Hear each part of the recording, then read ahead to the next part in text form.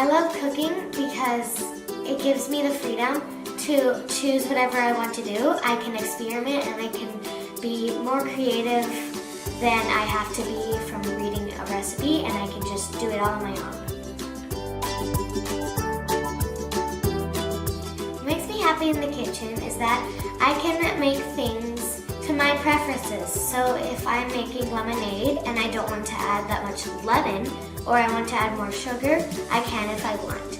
And for example, if my mom makes really spicy salsa, I can learn how to make salsa myself, and I can put less spicy.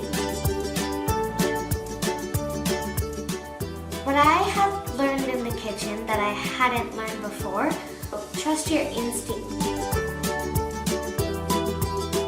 If you're looking at a recipe for eggs, they are probably going to say you need a half a teaspoon of salt.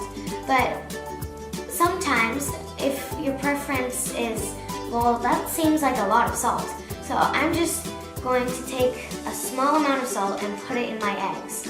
Another example is when you're baking a bread and they tell you to add a cup and a half of sugar, which happens to me very often in a recipe where they say to add a whole ton of sugar, and I'm like, I think that's way too much, so I only add about 3/4 of a cup of sugar.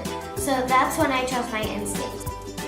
My instincts get better the more I cook, because then I figure out how much of this I want or how much of that I want, or a little bit of less of this, because you don't exactly know if it's your first time baking and you're following a recipe and you've never had this before.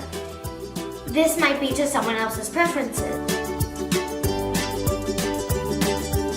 My advice for people first learning to cook and have no experience is to read from a recipe, but also to maybe watch a video too, because it takes practice to learn, and if you're making something that has a lot of steps on how to use it, and if you're rolling out like pizza dough, it takes practice, and if you read from a recipe from paper, they're not exactly going to tell you how long to roll it, or how wide, or how thin.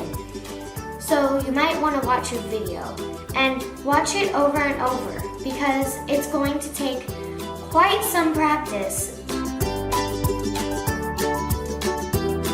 Let me tell you about a time when I jumped straight to a cake, and what happened was we didn't have that many cake pans, so we had to pour it on to a square sheet, and they were all different sizes. So I decided to cut it into a circle, which is very hard because it's going to get lopsided, and then so what I did, it got a little lopsided, and so I had to cut off that part, and then it looked weird again. Then I had to cut off another part, and then another.